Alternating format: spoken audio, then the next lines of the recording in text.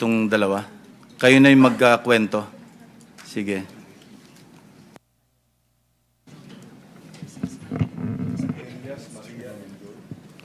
Good afternoon po.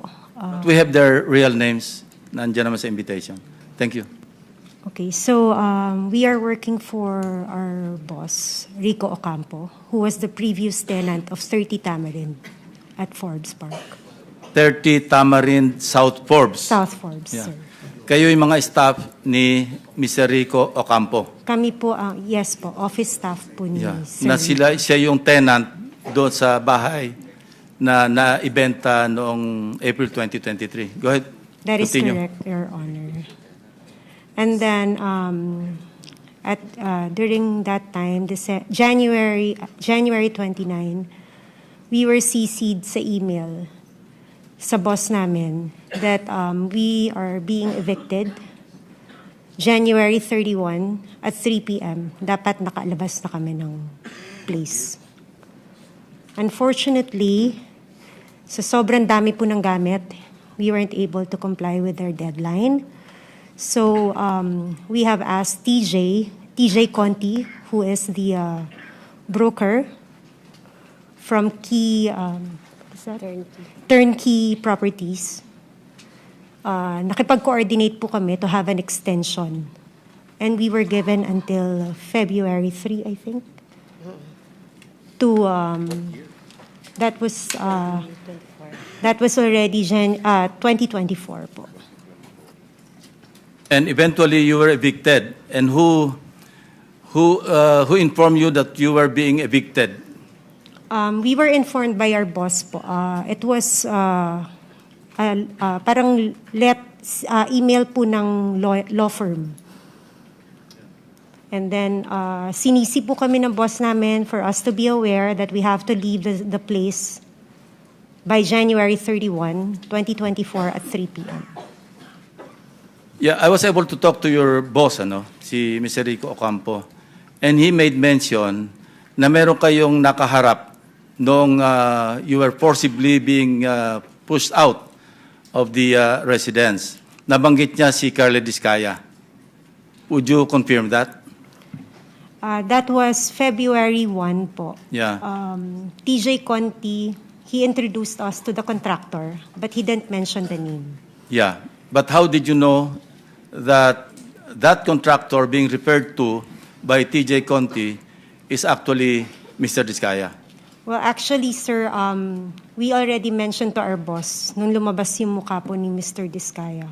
Nasabi ko, kamukha Saan lumabas ang sa mukha? TV po, when the flood control project is being brought up na. During the hearings? Yes, during the hearings. Okay, so sabi ko sa boss ko, sorry Yeah. about that.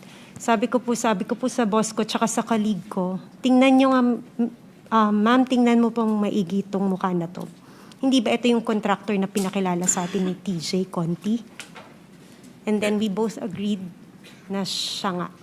And he was physically there? He was physically there. How long did you talk to Mr. Discaya? It's less than 5 minutes po, pero kasi natandaan namin siya because he was the one manning the people na sinabihan pa na tulungan kami para mapabilis yung pag-move out namin. Kindly narrate the conversation that took place between you and Mr. Discaya at that point in time. Okay.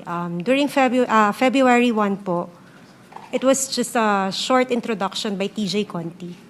He mentioned that he is the contractor. And then February 2, medyo nagtagal po kasi nakiusap na nga kami na we really cannot matanggal lahat ng mga gamit dahil sa sobrang dami. And he also mentioned to us na contractor ako dito eh. Meron din kaming deadline. And then we both asked, baka pwede po namin pakiusapan yung may-ari, yung bagong nakabili ng bahay. And then he also mentioned that si Romualdez ang nakabili. And then after po nun, That's according to Mr. Discaya. that is according Okay. to the contractors. Now, nandito tayo ngayon sa pagdinig, kung makikita niyo personal, si Carla Discaya, makikilala niyo? Yes, Your Honor. Pakituro niyo nga kung naandito siya sa loob ng session hall. Lapitan niyo na lang kung sino dyan sa among the resource persons. Hindi, lapitan mo na lang at Hawakan mo lang sa balikat, hindi magagalit yan. Your Honor, Excuse pwede me, po bang... you'll be recognized later. Okay. No? Tuloy lang natin itong proceeding muna. Sige, miss. Pareho kayo na ina-identify nyo na siya mismo yung kaharap ninyo na sinasabing ang may-ari ng bahay, si Speaker Romualdez, at kailangang umalis na kayo?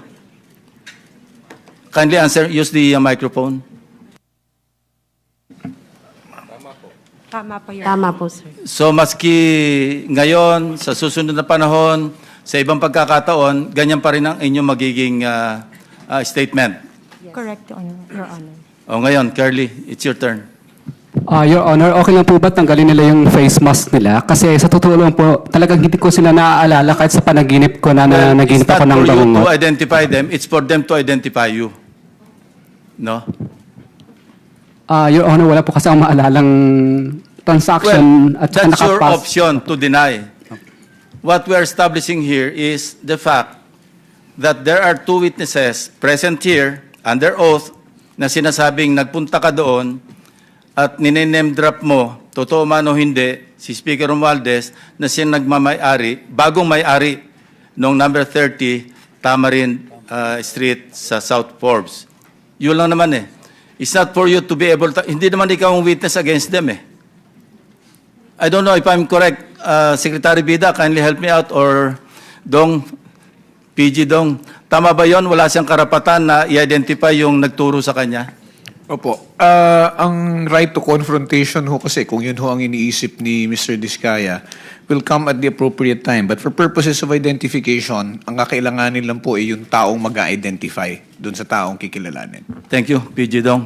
Sige, say your piece. Your Honor, gusto ko po sanang ma-identify po muna yung dalawang nagtuturo sa akin kasi kahit ni minsan po, hindi pa po ako nakakapasok sa South Forbes Park. Hindi ko pa nga alam kung ano mga uri ng mga bahay meron doon. So, malabong-malabo po talaga at wala po akong inuutusan na kahit sinong broker kasi takot po akong bumili sa mga lugar na yun. Ang kaya ko lang bilhin po ng mga lupa sa lugar lang po ng mga Pasig na hindi ganun kamahal ang presyo ng lupa.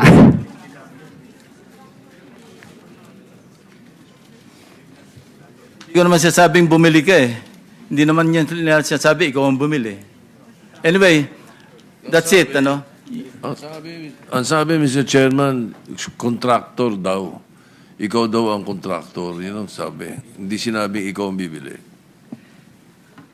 Your Honor, hindi po talaga, hindi pa po kami nakakapasok sa South Forbes Park. Settled na yan. Isang beses, opo. They pointed to you, they identified you, and you are denying. Period.